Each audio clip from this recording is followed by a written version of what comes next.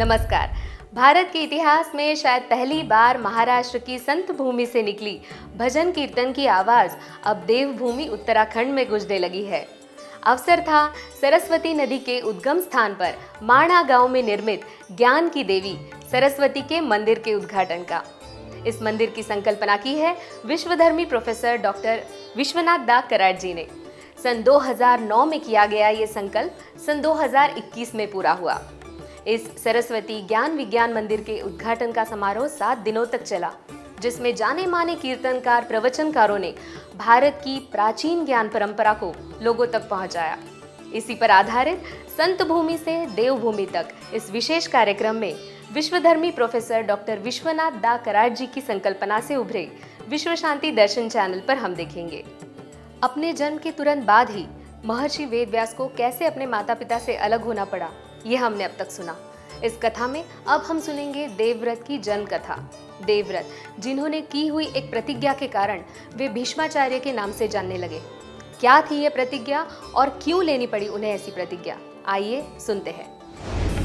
विद नृ अधिक घंत्र इति विदित्वास ज्ञातव्येत इति वेदः। त्या वेद 1,00,000 मंत्राचा वेद आहे, पण करायचं कसं, तर वर्णन असं केलंय की 3 कांडामध्ये वेद आहेत: ज्ञानकांड, उपासनाकांड आणि कर्मकांड.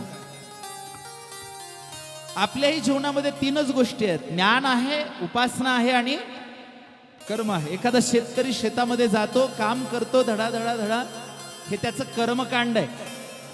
संध्याकाळी येऊन पोथी ऐकतो, ग्रंथ ऐकतो, भागवत ऐकतो, हे त्याचं ज्ञानकांड आहे. देवाची पूजा करतो, उपासना करतो, हे त्याचं उपासनाकांड आहे. ते उपासनाकांड जरा जास्तच लांबलं तर पोरा बाळांमध्ये रमतो, हेही काय म्हणावं लागेल, कर्मकांड का उपासनाकांड? बोला ना. विनोदाने म्हणतो मी की परिवारासोबत राहणं हे कर्मकांड कमी, उपासनाकांड जास्त आहे. कारण आळवावंच लागतं, भावाची मर्जी राखावी लागते, बायकोचं मन सांभाळावं लागते की नाही. न सांभाळून बघा वर्ष 6 महिने काय होतं ते. पोरांचं म्हणणं ऐकून घ्यावंच लागतं. माझ्या दृष्टीने एक प्रकारचं उपासनाकांडच आहे ते. बाकीचं कर्मकांड प्रपंचातही आहे, व्यवहारातही आहे. आपला देह तसा निर्माण झालाय. मस्तकाचा भाग ज्ञानकांडाचा आहे, उदराचा भाग उपासनाकांडाचा आहे आणि पायांचा भाग कर्मकांडाचा आहे. पोट जे आहे ना, ती सगळी उपासना आहे. इथं यज्ञच आहे. अहम वैश्वानरो भूत्वा प्राणिनाम देहमाश्रितः. वैश्वानर अग्नी, याच्यात आहुतीच टाकायच्या सगळ्या. आणि हे जे मस्तक आहे, ही जी बुद्धी आहे, इकडे सगळं ज्ञानाचंच कार्य आहे. आणि पोटाच्या खालचा भाग जो आहे तो सगळा कर्मकांडाचा विषय. तिकडे कर्म वाढत जातं. वेदव्यासाने विचार केला, आपण वेदाची विभागणी करू. 4 वेदाची निर्मिती केली: ऋग, साम, यजु, अथर्व. आणि नाव दिले: ऋग्वेद, यजुर्वेद, सामवेद आणि अथर्ववेद.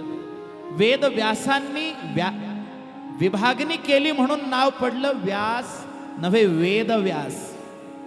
नावच जुडलं वेदव्यास, कायमचं नाव आहे ते वेदव्यास. दुसऱ्या कोणत्याही ऋषीला वेद नाव जुळलेलं नाही. त्यांचे वडील पराशर ऋषी आहेत, ते वेद पाराशर नाही आहेत. अहो, शुकाचार्य आहेत, पण वेद शुकाचार्य नाही आहेत. एकच ऋषी आहेत जे वेदव्यास आहेत. वेद उपमा फक्त त्यांना लागू होती. आता हालांकी आमच्यासारख्या एखाद्या कोणातरी पंडिताला वेदमूर्ती वगैरे म्हणत असतील. वेदमूर्ती वेगळं आणि वेदव्यास वेगळं, ते एकच आहे, अद्वितीय आहे. वेदव्यासच आहे. अजून काय सांगू व्यासांबद्दल. आईची भेट झालीच नाही, परंतु प्रसंगही मोठा विचित्र. ती धिवराची कन्या, जिचं नाव मत्स्यगंधा होतं, ती पुढे झाली सत्यवती. आणि सम्राट शंतनू राजाची पहिली पत्नी, जिचं नाव गंगा होतं, 7 मुलं गंगेत सोडून दिले, काहीच बोलता आलं नाही. आणि 8वा मुलगा जेव्हा गंगेत सोडायला गेली, त्यावेळेस विचारलं, असं का करतेस? म्हणाल्याबरोबर सांगितलं, हा तुमचा पुत्र घ्या, मी आता थांबणार नाही, मी चालले. निघून गेली, पुन्हा आली नाही. कारण लग्न करतानाच बोली केली होती, मी तुमच्याशी लग्न करेन, पण तू असं का करतेस असं विचारलं की त्या दिवशी मी सोडून जाणार. आणि गेले निघून. जन्मलेलं बाळ उचलायचं आणि गंगेत वाहून द्यायचं. कुठपर्यंत सहन करायचं. 7 बाळं गेली होती. 8व्याने विचारलं म्हणून सोडून दिली. तो जो पुत्र आहे त्याचं नाव देवव्रत आणि त्याचंच नाव भीष्म प्रतिज्ञा केली म्हणून नाव पडलं भीष्माचार्य.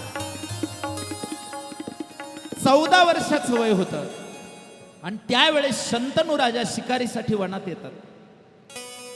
कामद वनामध्ये. कामदंबनानागतवान ऋषयो. आल्यानंतर त्यांना त्या दिव्य पुष्पांचा सुगंध आला. त्या सुगंधानं त्यांचं मन आकृष्ट झालं. वाटलं इथं काही फुलाची बाग आहे का म्हणून बघायला केले. जाऊन पाहतात तर बाग वगैरे काही नाही. एक तरुणी आहे. तिचं लावण्य सौंदर्य पाहून मोहित झालं चित्त. आणि राजाने प्रस्ताव मांडला, लग्न करशील का? तिने सांगितलं माझ्या वडिलांना विचारा. जावा. मन को लुभाने वाले संगीत और मौलिक विचारों से समृद्ध कीर्तन प्रवचन की ये श्रृंखला ऐसे ही जारी रहेगी, बस एक थोड़े से अंतराल के बाद.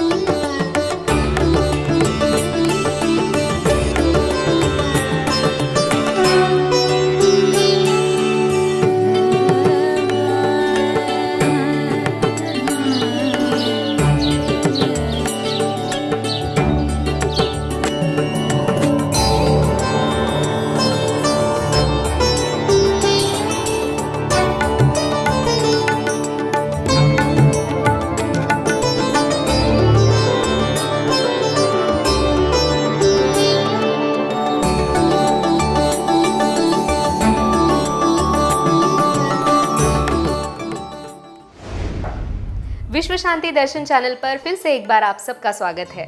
संत भूमि से देवभूमि तक इस विशेष कार्यक्रम में हम सुन रहे हैं हरिभक्त पारायण श्री हरिहर महाराज दिवेगावकर जी को. गेले वडिलांकडे. तुमच्या मुलीशी लग्न करायचंय, द्याल का? त्यांनी सांगितलं राजन, आम्ही धिवर जहाजे मध्ये माणसं बसून इकडून तिकडे नेतो म्हणजे साधे माणसं समजू नका. आम्हाला माहित आहे तुमचं पहिलं लग्न झालं होतं. म्हटलं हो झालं होतं. पहिल्या बायकोपासून एक मुलगा आहे. हो आहे. आता दुसरी करायची आहे. हो. मग माझ्या कन्येपासून जर मुलगा झाला तर राजगादीवर कुणाला बसवणार? थोरल्या पत्नीचा का धाकल्या? गद्दी किसको दोगे बताओ. त्यांनी सांगितलं, म्हणाले तुझ्या कन्येच्या मुलालाच देऊ, पण तो धिवर मोठा महत्वाकांक्षी. म्हणले माझ्या मुलीच्या मुलाला राज्य मिळेल खरं, पण माझ्या मुलीच्या मुलाची जी मुलं होतील ते राजे राहतील का मग थोरलीच्या मुलाचे मुलं राजे होतील? नातूचा प्रश्न. माणसं पिढ्यांचा विचार करतात. हो, इथं क्षणाचं खरं नाही आणि विचार कशाचा चाललाय? पिढ्यांचा विचार चाललाय. नामा म्हणे तेथे काही नसे बारे, क्षणाचे हे सारे खरे आहे. जळी बुडबुडे देखता देखता आणि क्षण न लागता दिसेनाचे. पाण्यावरचा बुडबुड आहे संसार, हे जीवन. हातातला घास मुखातच जाईल का हातातच राहील? ग्रासगिणी सत्ता, केवढी महत्वाकांक्षा. मग माझ्या नातूंनाही मिळेल कदाचित, पण तुम्ही मेल्यावर माझ्या पंतूंना राजगादी मिळेल का नाही? मी देणार नाही माझी मुलगी तुम्हाला, जावा असं म्हणून पाठवून दिलो.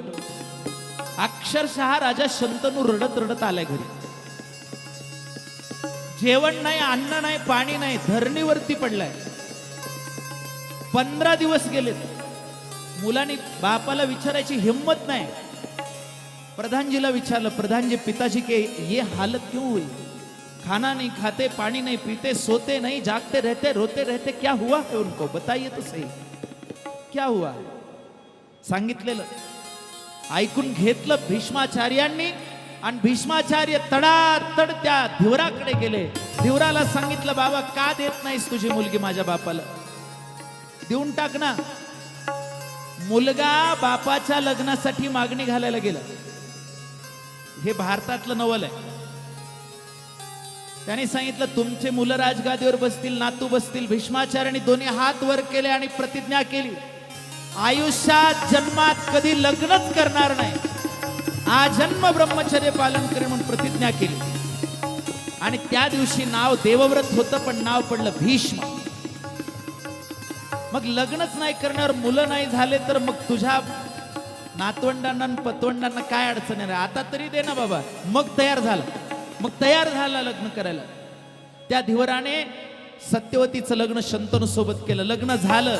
इथून पुढे जास्त विशेष आहे का, लग्न झाल्यावर 3ऱ्या वर्षी 2 मुलं झालेत. पहिल्या वर्षी जो मुलगा झाला त्याचं नाव विचित्रांगद, 2ऱ्या वर्षी जो मुलगा झाला त्याचं नाव विचित्रवीर्य, आणि 3ऱ्या वर्षी राजा शंतनूचा मृत्यू झाला. झालेले 2 मुलं ती विधवा सत्यवती सांभाळते. पण योग पहा, त्यांचे लग्न करण्याची जबाबदारी भीष्माचार्यांनी घेतली. एका राजाशी युद्ध करून त्याच्या 3 कन्या अंबा, अंबिका आणि अंबालिका ह्या तिघींना रथावर घेऊन आले. एक जणीनं हट्ट केला. ती म्हणाली, लग्न करायचं तर तुम्ही माझ्याशी करा, नाही तर मला जाऊ द्या. तिला सोडून दिलं. दोघींना घेऊन आले. विवाह संपन्न झाला विचित्रांगद विचित्रवीर्याचा. पण दोन्ही पोरं अत्यंत विलासी प्रवृत्तीचे, कसला सदाचार नाही. तो विचित्रांगद एवढा विलासी, त्याला रोग झाला, क्षयरोग नावाचा, आणि तो मेला. विचित्रवीर्य युद्धात गेला आणि स्वतःच्याच हाताने शस्त्र लागून तो मेला. दोन्ही सुना विधवा, ही सत्यवती विधवा. आता हा वंश कसा वाढवायचा हस्तिनापूरचा?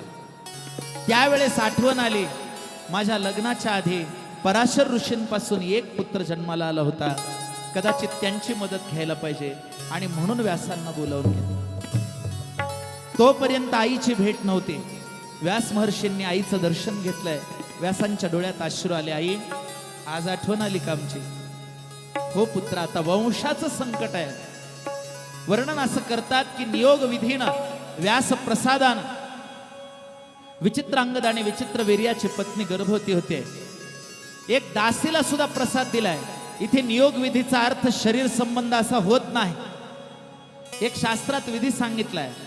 एक नारळ आहे, काही गोड पदार्थ आहे, तो मंत्र टाकून दिला प्रसाद म्हणून, त्याच्यापासून यांचा वंश वाढला.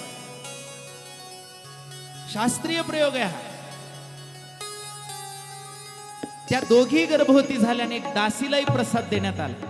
त्या दासीपासून जन्माला आले ते विदुर, आणि त्या दोघींपासून जन्माला आले एकाचं नाव ठेवलं. जो आंधळा जन्माला आला त्याचं नाव धृतराष्ट्र, आणि एक पांढुरक्या रंगाचा जन्माला आला त्याचं नाव पंडू. पंडू आणि धृतराष्ट्राचा जन्म झाला. त्यांच्या विद्या अध्ययनाची जबाबदारी भीष्माचार्यांवर आहे. त्यांचे लग्न करून दिले. गांधार देश, ज्याला आज आपण काबूल, ताश्कंद, पेशावर, अफगाणिस्तान वगैरे म्हणतो, तिकडचा प्रदेश, तिथली कन्या ती गांधारी, आणि त्या धृतराष्ट्राचं लग्न लावलं. लग्नामध्ये हुंडा काय आला माहितीये? 1,00,000 घोडे. तुम्ही म्हणाल, हे एवढा बारकावा कसं काय महाराज तुम्ही लक्षात ठेवता? आम्हाला दुसरे काम नाही आहेत ना, म्हणून. दुसरं काय, तेव्हापासून काबुली घोड्यांचं प्रचलन भारतात आलं, आणि सोबत वानवळा म्हणून त्याने हरभऱ्याचे पोते दिले. त्याचं नाव आहे काबुली चना.